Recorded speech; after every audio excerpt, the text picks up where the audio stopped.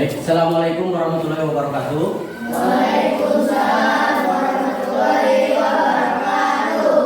Baiklah anak-anak, sebelum kita melaksanakan pembelajaran hari ini, alangkah baiknya kita berdoa. Untuk berdoa, Bapak serahkan yang akan dipimpin oleh KM-nya. Silakan KM, ketua kelasnya. Duduk siap, berdoa.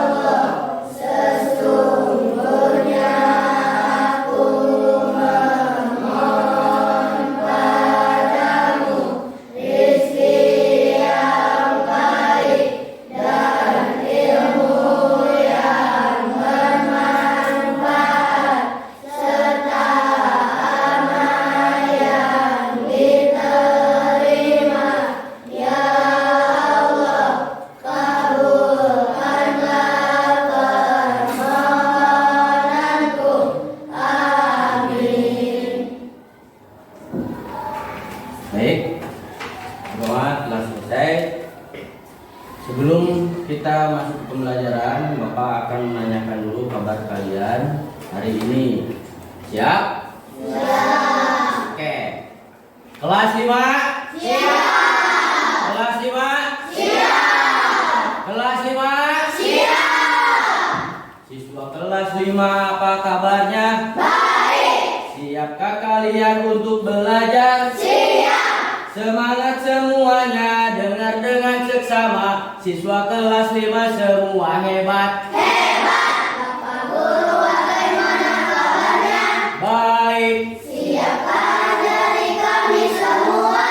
Siap. Kami siap belajar dengan sesama. Kami fokus dan maksimal dan kami paham.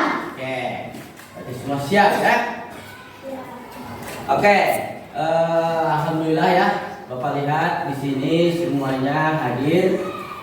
Tidak ada yang sakit, meskipun kemarin ada yang sakit, tapi alhamdulillah hari ini telah sembuh dan sekarang kita bisa belajar dengan baik ya.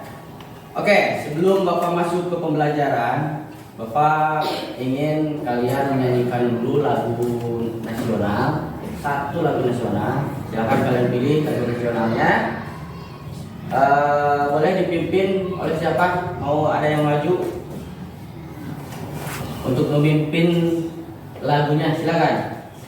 Maju siapa? Naira, silakan Naira.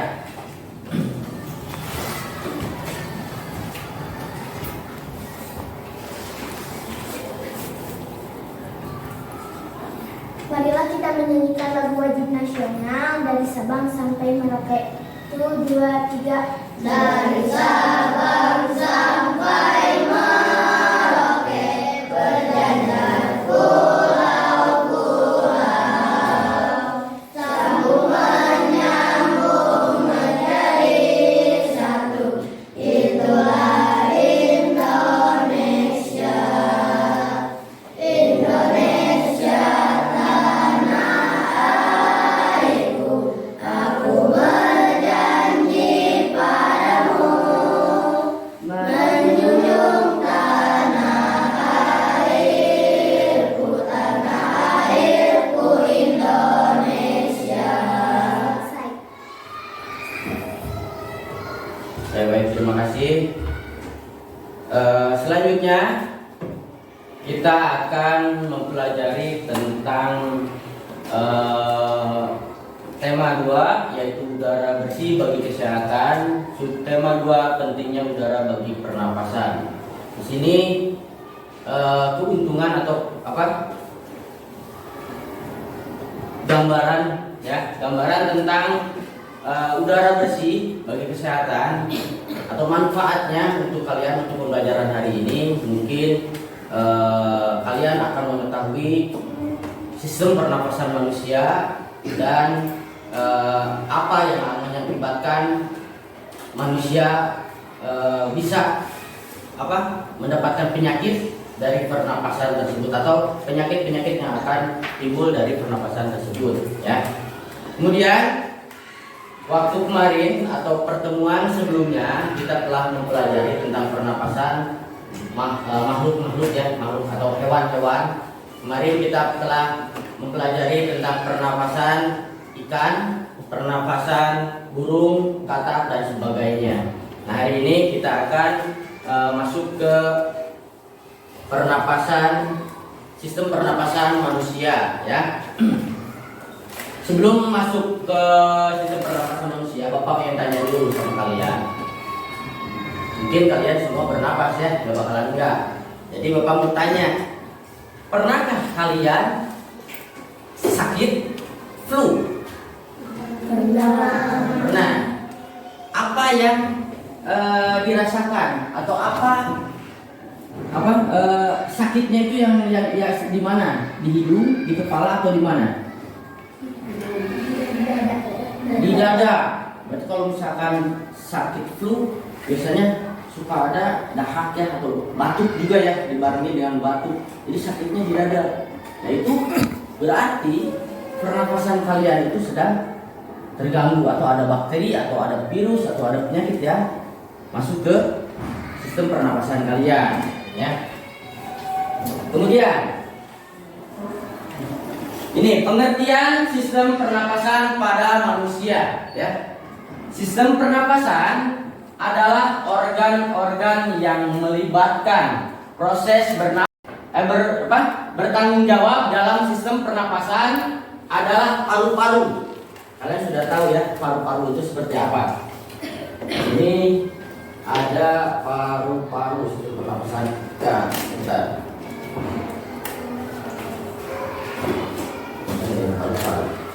Kalau tidak itu ada di depannya yang sebelah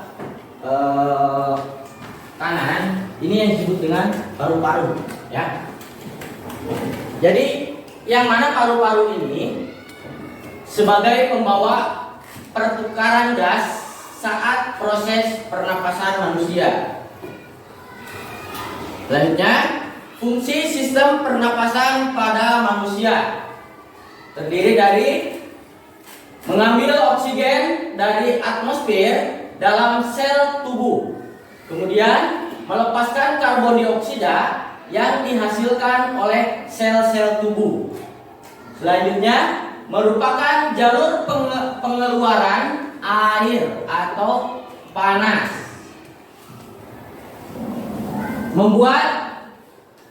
membantu mempertahankan keseimbangan asam basa. Terakhir, memungkinkan berbicara, bernyanyi dan lain sebagainya. Jadi fungsi sistem pernapasan itu.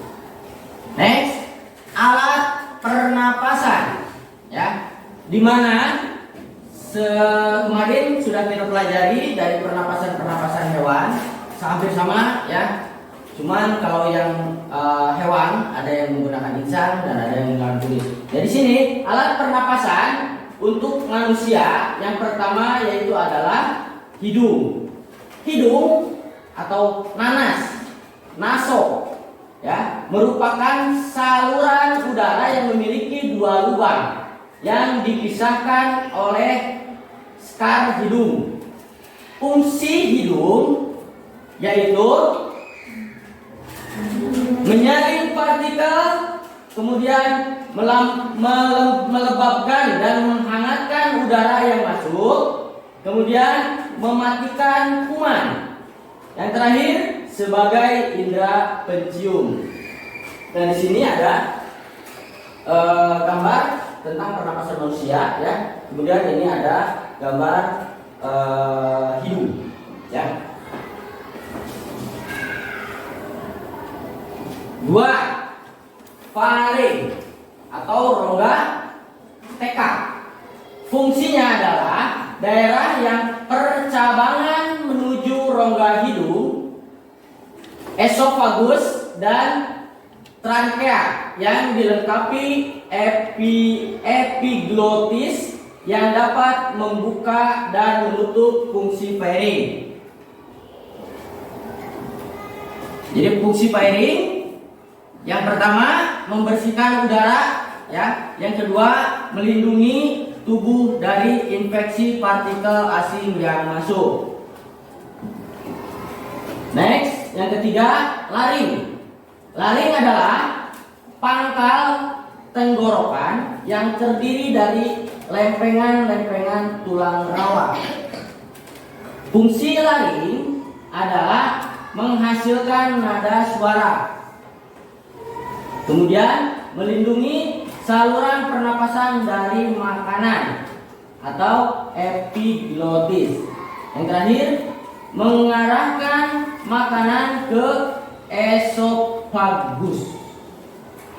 Itu fungsi laring. Next, keempat, trankea. Trankea adalah batang tenggorokan yang tersusun dari cincin tulang rawan yang terletak di depan esofagus. Fungsi dari trankea adalah yang pertama, mendorong partikel asing keluar. Yang kedua, pemberi kekuatan mekanik trankea. Yang terakhir, meregangkan trankea selama pernapasan. 5. Bronkus, ya. Bronkus merupakan cabang kanan kiri dari trankea serta memiliki struktur yang sama dengan trankea. Fungsi dari bronkus adalah jalan udara ketika bernapas, penjaga imunitasi paru-paru, kemudian menyaring udara, menompa paru-paru, dan yang terakhir menghubungkan trankea dan paru-paru. Next, paru-paru. Paru-paru adalah alat pernapasan yang terletak di dalam rongga dada, di kanan, kiri, jantung, dan di atas diafragma. Fungsi dari paru-paru adalah mengelola atau mengolah udara sehingga cukup baik untuk masuk ke aliran darah. Yang terakhir, menukar oksigen dari udara dengan karbon dioksida dari darah. Mekanisme pernapasan, atau sistemnya, ya, sistem pernapasannya, mekanisme pernapasan. Mekanisme pernapasan merupakan proses yang kompleks dan bergantung pada perubahan volume rongga dada, toraks, dan perubahan tekanan. Pernapasan dapat terjadi dalam 2 siklus. Yang pertama, fase inspirasi. Masuknya udara ke dalam paru-paru karena tekanan di dalam lebih rendah daripada di luar paru-paru. Fase ekspirasi, di mana keluarnya udara dari dalam paru-paru karena tekanan di dalam lebih tinggi daripada di luar paru-paru. Pernapasan dapat terjadi melalui 2 mekanisme, ya. Yang pertama yaitu pernapasan dada. Terjadi karena gerakan tulang, ya, gerakan tulang rusuk yang ada di tepat di dada di sini, ya, oleh otot-otot antara rusuk, ya, jadi oleh otot-otot antara rusuk atau interkostalis. Yang kedua, pernapasan perut terjadi karena gerak otot diafragma. Pertukaran oksigen.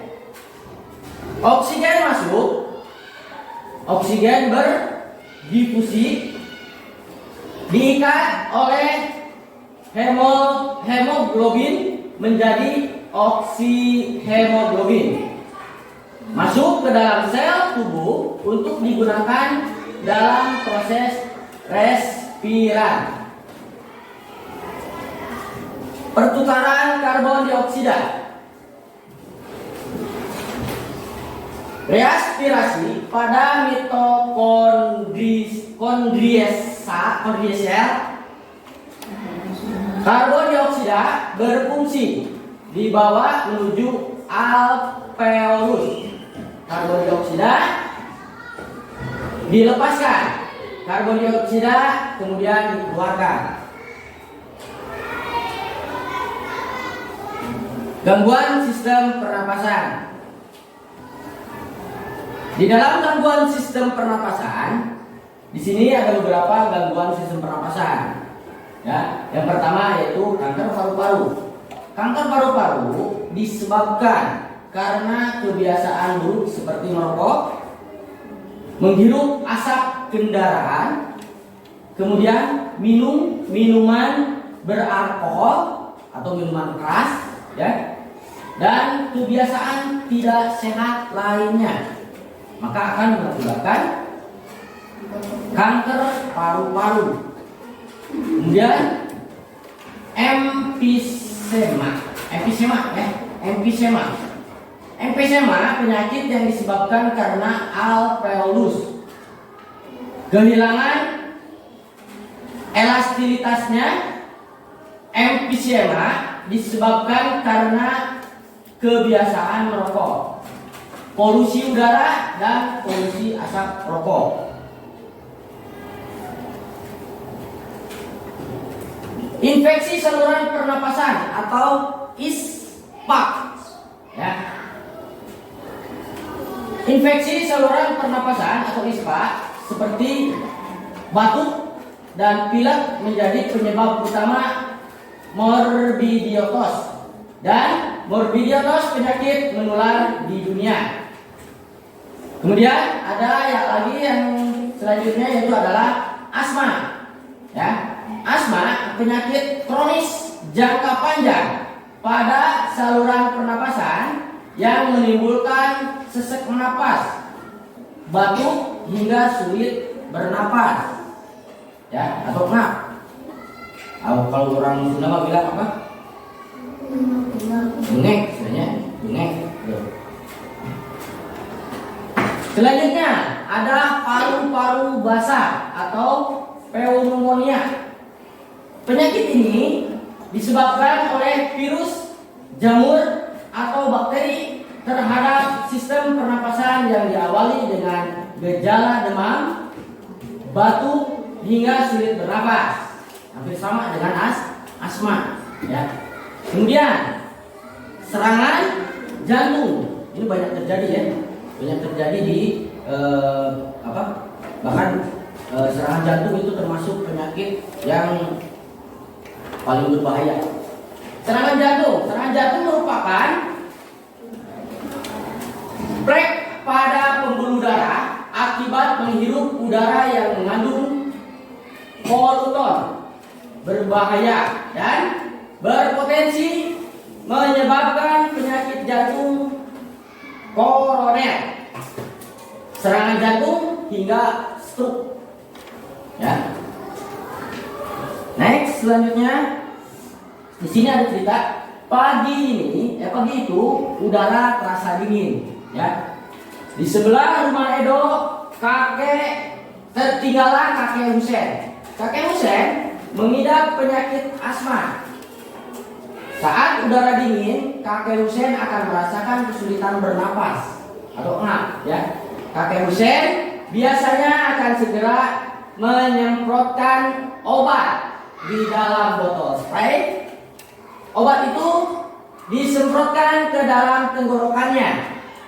Tidak lama setelah itu, kakek Husen akan dapat bernapas lagi dengan lega. Itu awal terjadinya atau akibat punya penyakit asma. Jadi pagi-pagi biasanya kalau kita makan segar, tapi kalau mengidap penyakit asma itu bakal ngap, ya.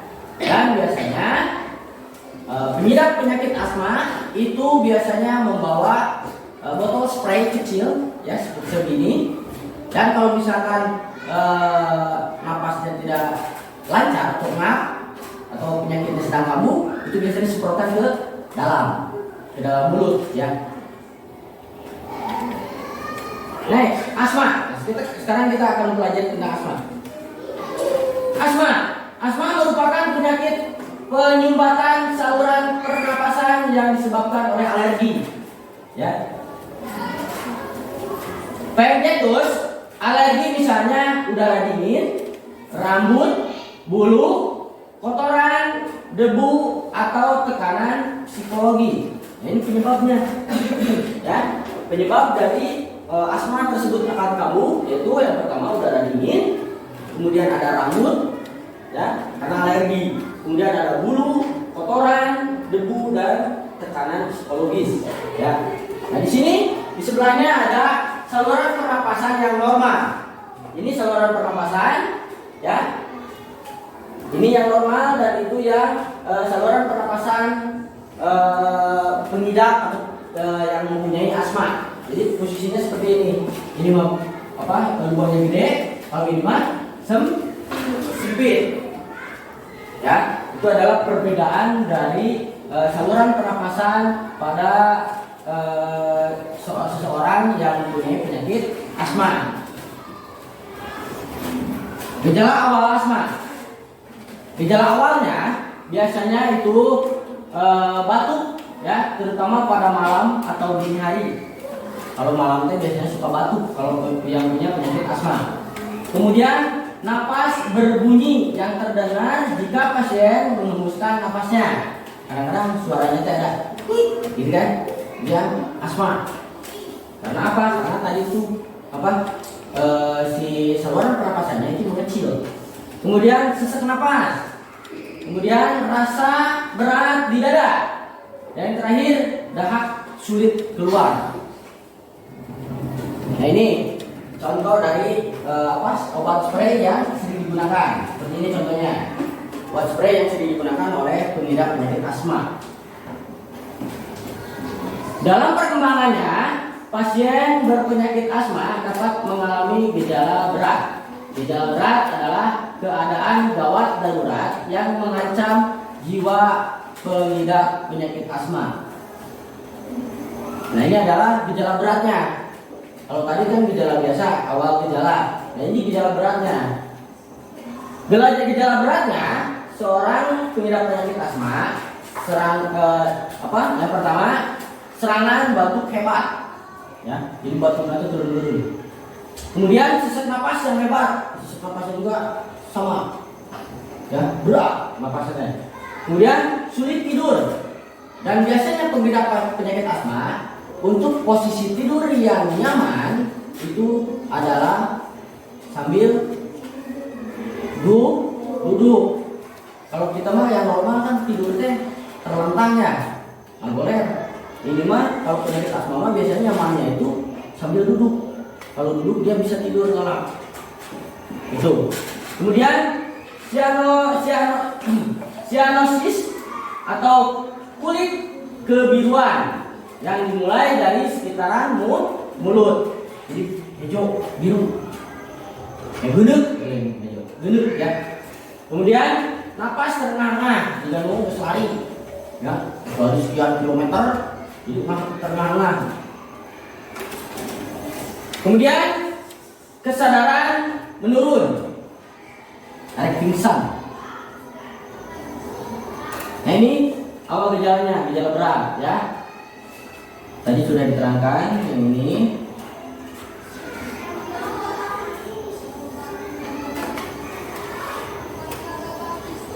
Nah ini adalah penyakit organ pernapasan manusia. Sebelum kita ke sini, Bapak ada video untuk kalian atau lagu tentang penyakit organ atau penyakit organ pernapasan manusia.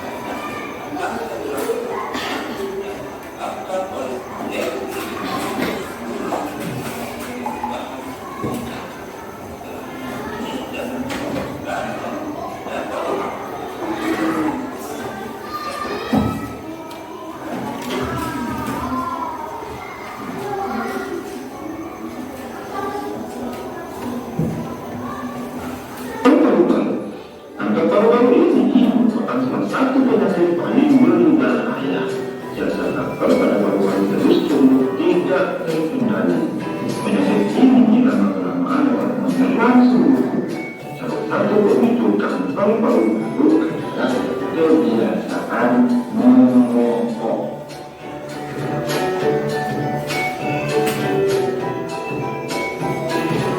Tuberkulosis atau TBC. Nah, penyakit TBC ini merupakan penyakit paru-paru yang disebabkan oleh Mycobacterium tuberculosis. Bakteri tersebut menimbulkan bintil-bintil pada titik alveolus. Jika penyakit ini menyerang dan dibiarkan semakin luas, dapat menyebabkan sel-sel pada paru-paru mati. Akibatnya, paru-paru akan muncul atau mengecil. Hal tersebut menyebabkan para penderita TBC nafasnya sering terengah-engah. Bronkitis. Bronkitis ini merupakan gangguan pada cabang belakang tenggorokan akibat infeksi. Gejalanya adalah penderita mengalami demam dan menghasilkan lendir yang menyumbat badan. Akibatnya penderita mengalami sesak nafas.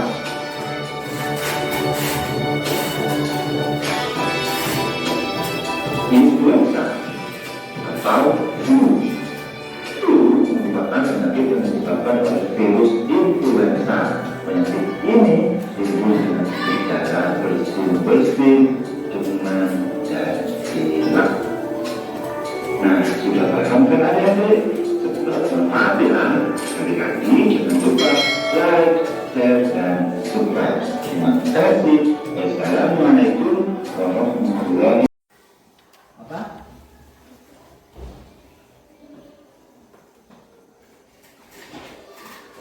Jenis-jenis penyakit pada sistem pernapasan, ya. Nah, di sini tadi kalian telah lihat bahwa untuk penyakit-penyakit organ pernapasan itu ada yang disebut dengan bronkitis. Ya, sini Bapak ada artikel tentang bronkitis. Siapa yang mau membacakan di depan? Boleh cuma tangan. Beda.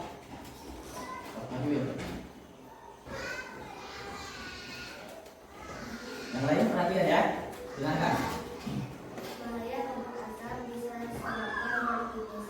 Bahaya terbesar dari kabut asap adalah partikel halus yang tersuspensi di udara dan dapat dengan mudah terhirup hidup, lalu masuk ke paru-paru. Paparannya yang berkepanjangan bisa memicu terjadinya berbagai masalah kesehatan, terutama pada organ paru-paru seperti nyeri, batuk, sesak napas, kehilangan, hingga tubuh lemas.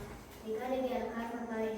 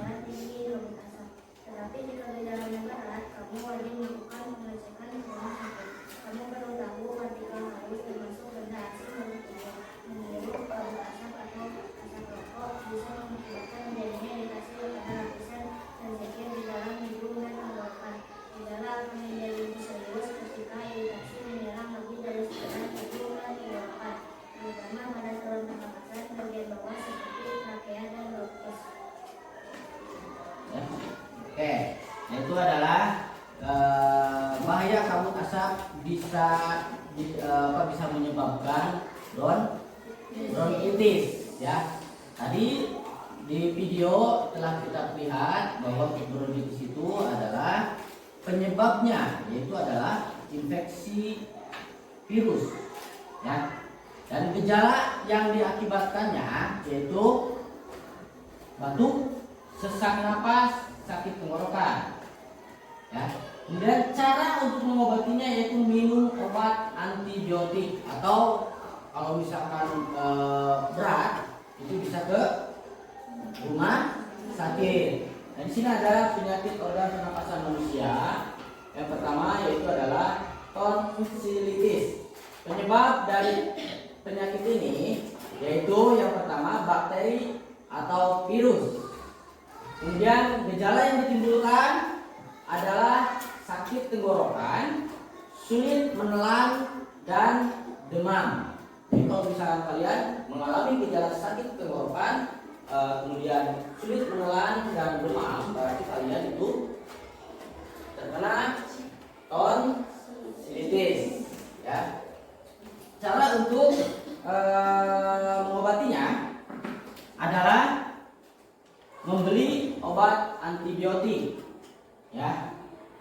Kemudian selanjutnya adalah pneumonia.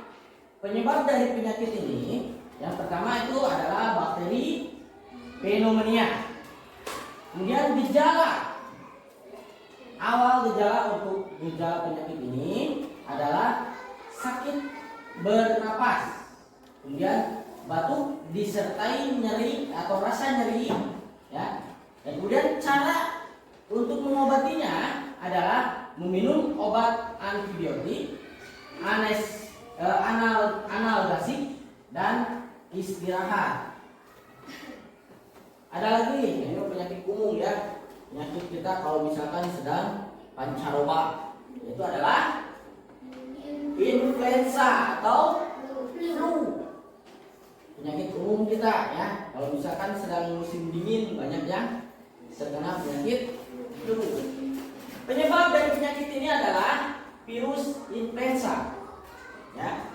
Gejala yang ditimbulkan adalah demam tinggi, batuk dengan dahak, ya, batuk dengan dahak, kemudian nyeri pada leher dan sinus.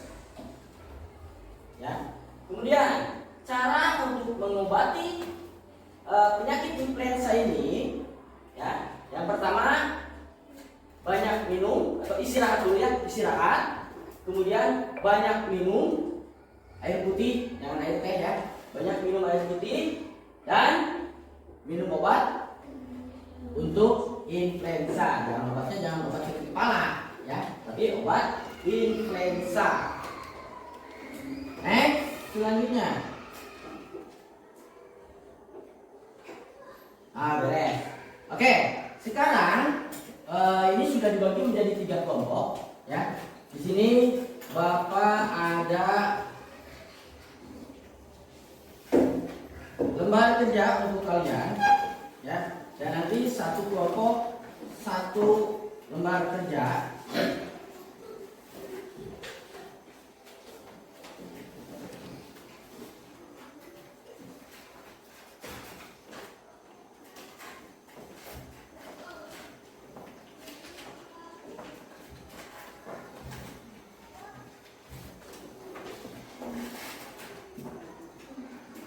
Oleh ketua kelompoknya atau kemudian silakan kalian untuk berdiskusi tentang tadi apa yang kita pelajari. Silakan tulis di situ kelompok berapa, kemudian anggota dari kelompoknya. Dan jangan lupa kalian lihat petunjuk pengerjaannya. Ya. Yang depan dulu yang IPA ya. Nanti kita lanjut ke belakang.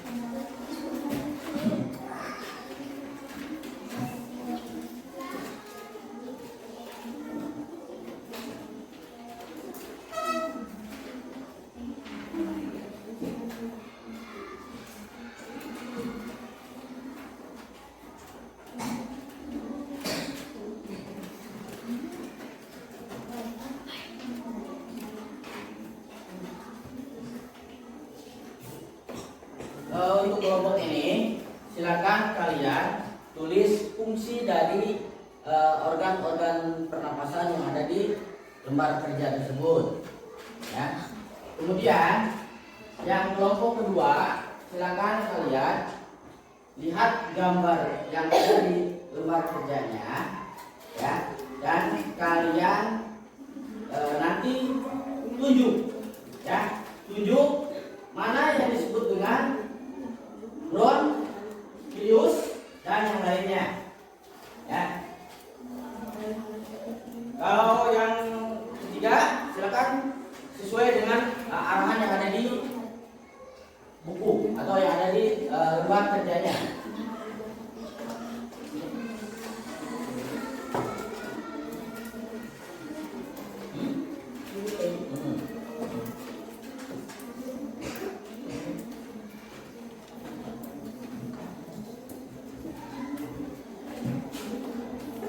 Ini kan nomor satu, nomor ini apa namanya? Ini.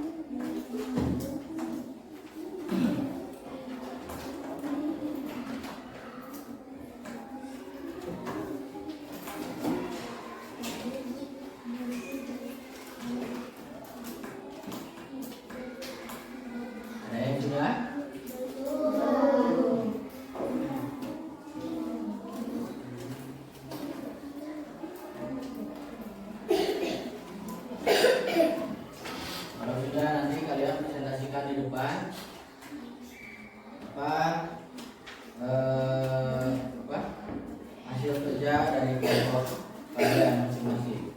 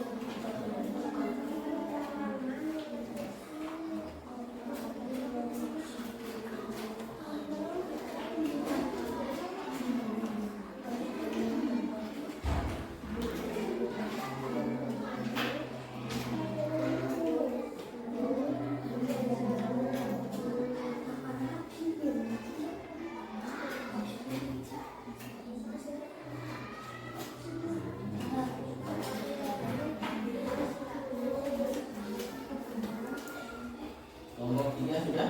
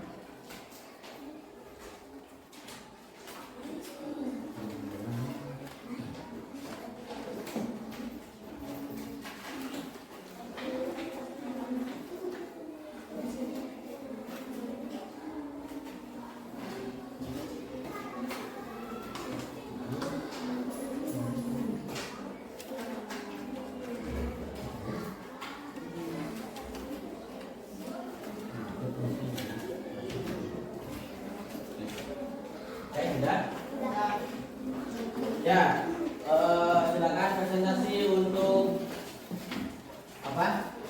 Kelompok 1. Silakan maju semuanya ke depan.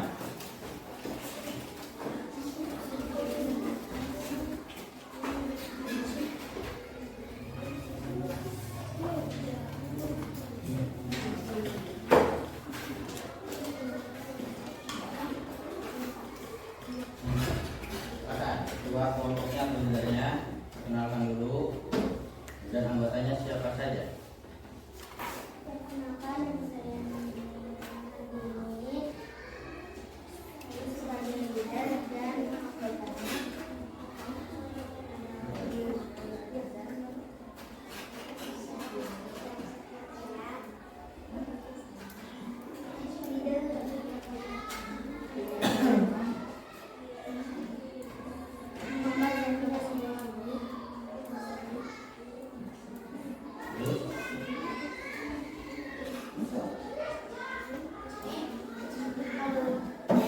Alveolus fungsinya adalah sebagai tempat pertukaran oksigen dan karbon dioksida dalam proses pernapasan.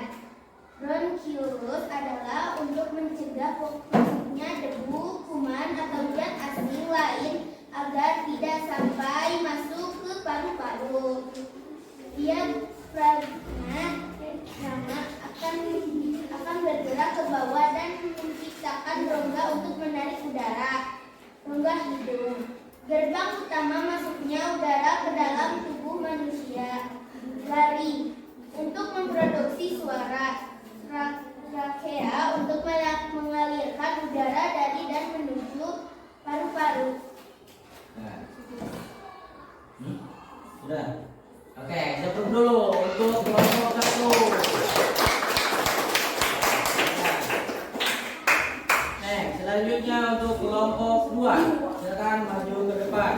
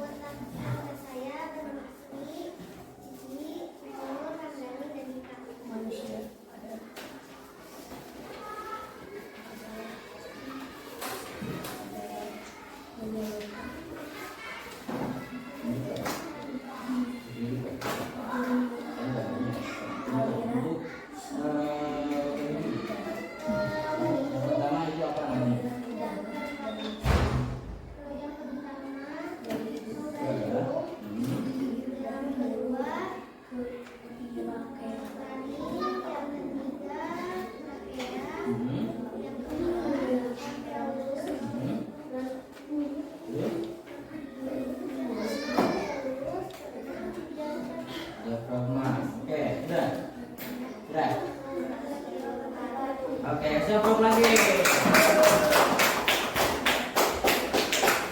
Selanjutnya untuk kelompok yang terakhir, kelompok 3. Silakan maju ke depan semuanya.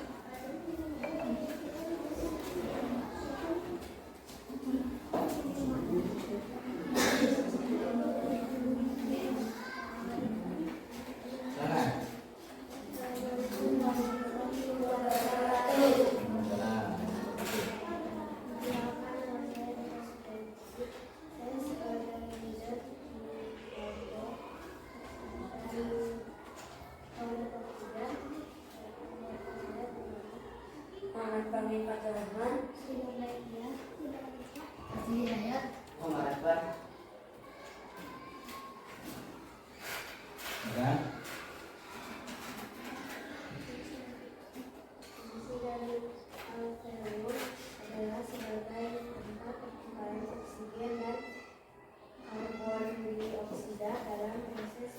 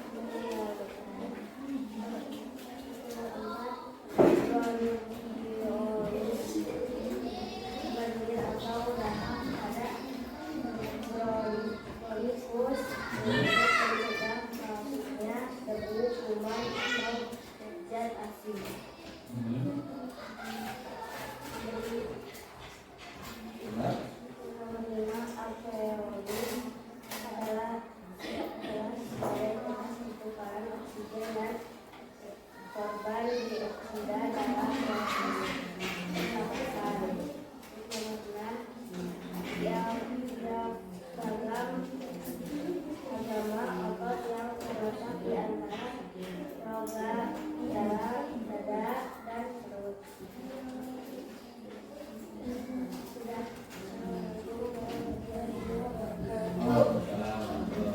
Approve dulu untuk kelompok 3. Oke, barusan kalian telah melaksanakan beban kerja yang telah Bapak kasih, dan kalian sudah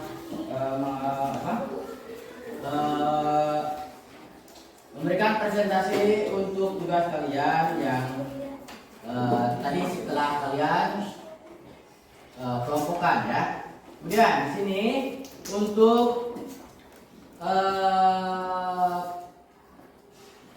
deskripsi ya, deskripsi pembelajaran sosial emosional. Bapak akan terangkan dulu sebentar ya untuk deskripsi pembelajaran sosial emosional. Yang pertama, kompetensi sosial emosional ya. Yang saya pilih di sini adalah kompetensi pengenalan emosional diri. Pengenalan emosional pada fokus pengelolaan diri dan empati. Nah, di sini Bapak akan memberikan kalian pembelajaran soal emosional ya. Dimana di sini kalian akan melakukan teknik stop ya, atau berhenti sejenak setelah barusan kita belajar tentang pernapasan manusia ya. Teknik stop ini supaya atau fungsinya adalah supaya kalian bisa rileks kembali ya untuk menghadapi pembelajaran yang selanjutnya. Sekarang perhatikan dan ikuti langkah-langkah yang Bapak lakukan ya. Perhatikan. Silakan kalian duduk dengan nyaman. Ya, duduk dengan nyaman, senyaman mungkin. Kemudian coba kalian tarik nafas, jangan dikeluarkan dulu, tarik nafas, dengarkan instruksinya. Tarik nafas, berhenti, dan hembuskan, boleh oleh hidung, boleh oleh mulut. Misalkan contoh, boleh ya, berhenti, siap. Silakan kalian duduk dengan yang masih nyaman mungkin ya. Tarik nafas, tahan, keluarkan. Kalau bisa, mata kalian sambil terpejam. Semuanya sambil terpejam atau tutup mata kalian semuanya. Ya. Tutup matanya.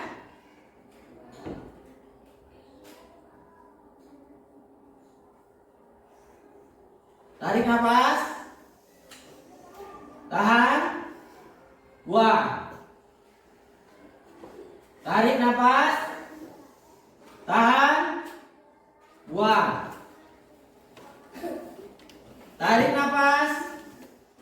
Tahan. Buang. Tarik nafas. Tahan. Buang. Oke, cukup ya. Cukup. Sudah merasa tenang? Atau masihkah kalian ada pikiran yang lain? Tegang ataupun marah ataupun apa? Sudah tenang? Oke. Selanjutnya kita ada lembar observasi. Di sini ada lembar observasi 4 simbol emosi. Di mana nanti Bapak akan bagikan satu kelompok satu orang ya, satu kelompok satu, dan nanti kalian gambarkan perasaan kalian hari ini dan pas mengikuti pelajaran yang barusan kita pelajari ya. Kemudian nanti di belakangnya kalian akan ada penilaian untuk emosional diri ya, pengelolaan diri. Di sini nanti kalian silakan tulis nama teman kalian dan tanggapan kalian tentang teman kalian itu apa. Misalkan di orang tersebut sangat bagus untuk mempresentasikannya, misalkan, ataupun yang lainnya boleh ya. Ada jual nggak? Tidak.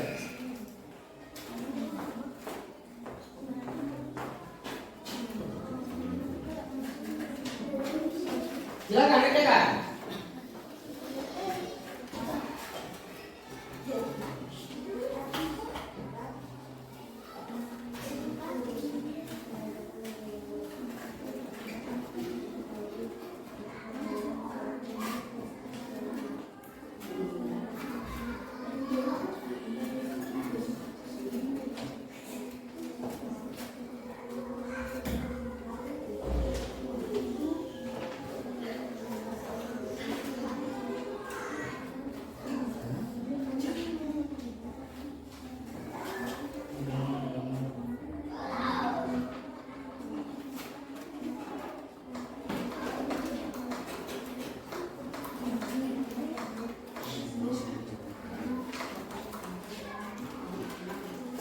Ya.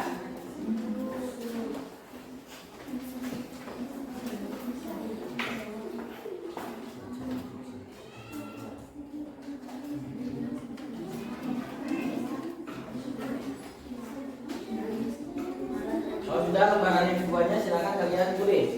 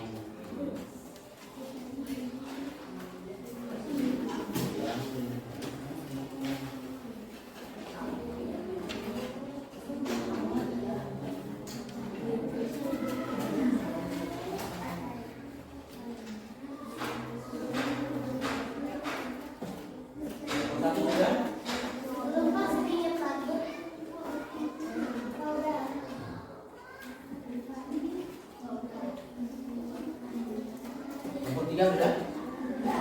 Sudah? Oke, kelompok 3 dulu. Yang sudah kelompok 3